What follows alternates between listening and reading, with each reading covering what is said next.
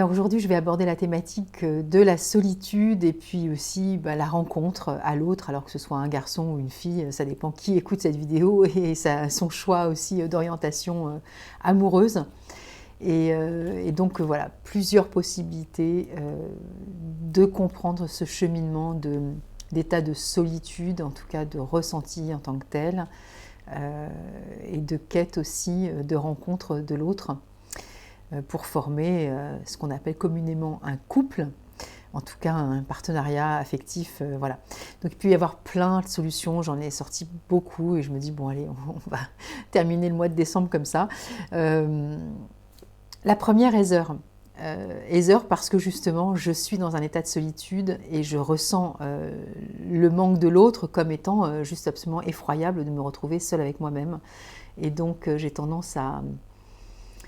fuir les moments où je suis seule parce que c'est juste pas tolérable. Donc j'ai besoin de rencontrer quelqu'un pour combler aussi le fait que moi, de toute façon, ma présence personnelle n'est pas du tout acceptée ou tolérable parce que c'est vraiment une angoisse même de se retrouver seule en fait. Donc quoi qu'il advienne, quoi qu'il se passe, je rencontrerai n'importe qui, mais tout, mais pas être seule. Il peut y avoir aussi cette forme de résignation, de fatalisme en disant de toute façon ça fait longtemps que je suis seule, c'est comme ça, ou ça fait pas longtemps que je suis seule, mais de toute façon, qu'est-ce que tu veux? Je vais pas faire grand-chose non plus pour susciter soit des rencontres ou mobiliser de l'énergie aussi pour pouvoir mettre à profit en tout cas ce temps-là pour pouvoir justement peut-être faire voilà, des rencontres, des espaces où je vais pouvoir en tout cas mettre la possibilité de mettre les choses de mon côté. Wild Rose, on parle vraiment de ce côté fataliste, résigné et qui à la limite s'en fiche quoi en fait, hein, que ce soit seul ou pas, de toute façon ça glisse sur moi, ça n'a pas trop d'intérêt et ça ne me fait rien finalement. Alors vous allez me dire, pourquoi il prendrait la fleur? Justement parce que des fois, quand il manque de joie et qu'il s'aperçoit qu'il n'est plus dans cet état participatif aussi à son entrain pour la vie personnelle, il y a des moments où justement il va dire, il y a quelque chose qui... Comme si je m'étais résignée, en fait il n'y a pas à se résigner sur le fait de pouvoir aussi susciter des rencontres et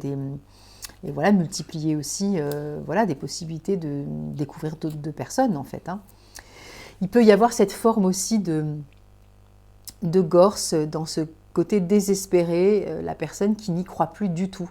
et qui a beau, c'est ce que dit Bach dans son texte, il peut aussi se laisser convaincre par les autres, mais au fond de lui, en fait, quelque chose qui est vraiment cassé, brisé et qui va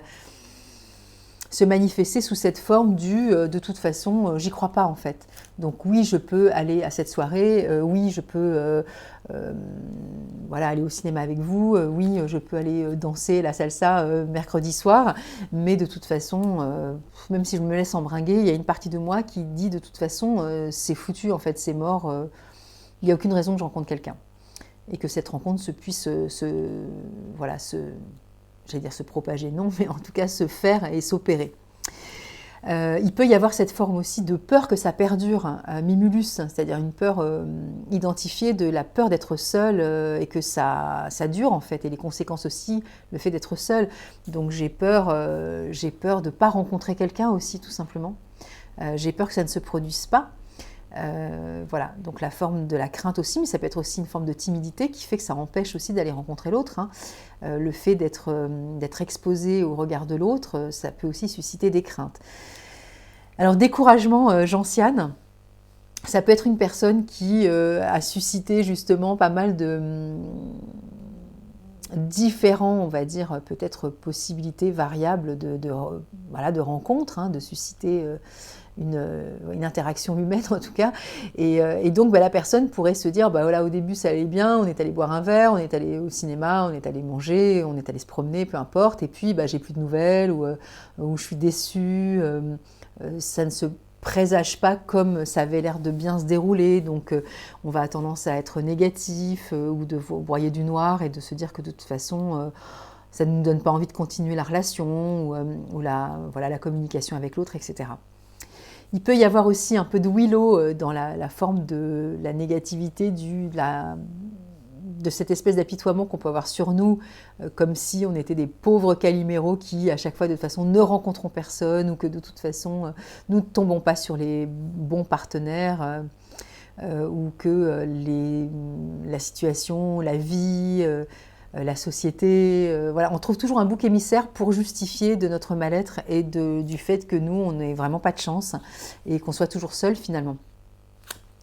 On peut aussi, oui, j'en donne beaucoup, hein, au lit, c'est aussi pour vous apprendre que finalement, j'avais déjà évoqué le thème, vous vous rappelez, des mots valises, hein, quand on associe directement quelques fleurs à une thématique, vous voyez que celle-là, le fait de se sentir seul ou d'avoir envie de susciter une rencontre et d'avoir un compagnon, une compagne, il n'y a pas une fleur en particulier, c'est encore une fois la lecture que moi je vais en faire lorsque j'exprime mon émotionnel, et là, je peux être orientée de telle ou telle fleur. Ça peut être aussi une forme d'envie et de jalousie qui va aller même, pourquoi pas, jusqu'à l'agressivité, sur le ressentiment que l'autre, ma sœur, ma meilleure amie, mon meilleur pote, soit mieux loti entre guillemets que moi. Alors ça peut faire penser à Willow évidemment, mais là on parle sur Holly, mais de l'agressivité, même de la suspicion, de la méchanceté. Et même si quelqu'un peut s'approcher de soi, on peut peut-être aussi même être carrément agressif et suspicieux dans le sens, mais qu'est-ce que tu me veux, pourquoi tu viens t'intéresser à qui je suis, et ça peut être une forme aussi de résistance et de manifestation aussi de Holly qui va aussi sortir aussi ses griffes et ses picots comme la fleur du hou, et qui va surtout piquer et agresser l'autre, au lieu peut-être aussi de le laisser venir tout simplement. Mais cette forme de malveillance, entre guillemets, à l'égard de l'autre, c'est aussi une forme de manifestation de la souffrance, du mal-être de la personne qui, évidemment, va se comporter comme ça. Ça peut être aussi une forme d'obsession, d'absolument d'avoir une quête absolument de recherche de compagnon ou de compagne, c'est-à-dire qu'il y a des personnes qui sont tout le temps dans cette obsession, qui va aller jusqu'à la préoccupation de l'esprit, au point de ne penser qu'à ça finalement, et de peut-être laisser pour compte toutes les opportunités qui pourraient aussi se présenter, mais avec un tel acharnement à y penser que justement, ce qu'on dit souvent, lâche prise, ça arrivera au moment où tu t'attendras le moins. Oui, c'est toujours facile à dire quand ce sont les autres qui en parlent, mais quand la personne l'exprime avec douleur, ça peut être aussi une forme de douleur aussi mentale, le fait d'être tout le temps obsédé par la recherche de la compagne, du compagnon, et d'être absolument... Alors il y a toujours des fois évidemment, enfin je dis toujours des fois, c'est un peu l'inverse, mais il peut y avoir dans cette attente, cette quête d'être accompagné, compagne ou compagnon, des fois parce qu'il y a des enjeux aussi, d'impatience aussi, parce que pourquoi ? Tout simplement, je les montre à l'envers, parce que des fois il y a l'horloge biologique qui se dit « Oh là là, moi je vais avoir 37 ans, j'ai toujours pas d'enfant, donc il faut absolument que je rencontre quelqu'un. » Oui, mais la rencontre elle se fera ou ne se fera pas, et c'est pas en précipitant, mais en ayant le désir que les choses aillent plus vite, que la personne X se présentera plus rapidement à nos côtés finalement. Donc il y a une forme aussi, pourquoi pas de lâcher prise aussi, sur le rythme que la vie va prendre autour de nous pour que nous puissions vivre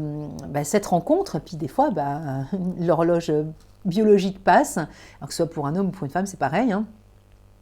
quoique. En tout cas, j'y sais pareil en termes d'impatience, c'est-à-dire que l'homme, tout autant que la femme, peut être aussi impatient à l'idée aussi, c'était par exemple être parent, mais être accompagné, et du coup va aussi des fois griller des étapes aussi de l'apprivoisement aussi de l'un et de l'autre, et de se dire que finalement le rythme de l'un n'est pas le sien, et que peut-être que ça ne veut pas dire que c'est mort, ou qu'il faut se décourager après, parce que vous voyez que des fois une émotion, ça peut en déclencher une autre. Des fois cette forme d'irritabilité, d'impatience, que les choses n'aillent pas assez vite dans la précipitation du alors elle va me dire oui, il va me dire oui, ou on va se revoir.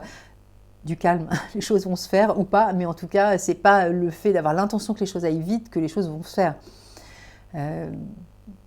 Ce vieil adage de tout arrive à point à ceux qui savent attendre, moi c'est plus à point nommé ou je ne sais quoi. Des fois oui, des fois non, parce que c'est toujours pareil. Il y a toujours fois des phrases comme ça un peu bateau où on se dit ouais ça marche, mais pas dans tous les sens finalement. Donc on y prend aussi ce qu'on a envie d'y prendre. Et puis j'avais envie de terminer par celle-ci, Water Violet, qui va parler de ce besoin de solitude, de ce besoin de retrait, de ne pas toujours être non plus accompagné, mais maintenant cette quête de désir de rencontre et d'être accompagné, d'être soutenu et de ce moment de partage qu'on peut vivre dans la vie de couple ou dans la vie à deux ou dans le compagnonnage. Il peut y avoir cette forme aussi de désir de retrait, d'autonomie, d'indépendance qui fait que la proximité de l'approche de l'autre peut être aussi un frein à cette rencontre parce que c'est tellement prédominant aussi chez cette personne, bon, je vais un peu switcher, que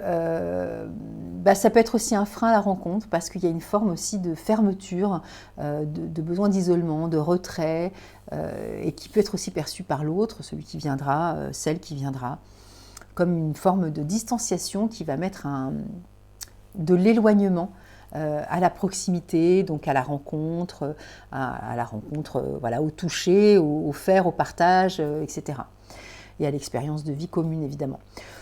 Bon, gros panel, je ne sais pas combien j'en ai cité, mais ça fait quand même pas mal.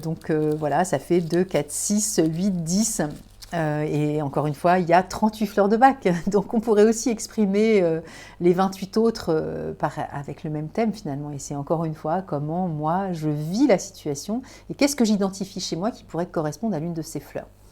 Voilà, je vous souhaite une bonne semaine et je vous dis encore merci aussi. Enfin, je vous dis encore non, je ne vous dis pas souvent. Donc merci beaucoup d'être là. Voilà, vous savez que c'est important aussi pour moi d'avoir un retour et je suis contente de voir que cette chaîne progresse au fur et à mesure. Il y a des gens qui s'intéressent aussi au travail que je fais, que je donne gratuitement et qui va aussi participer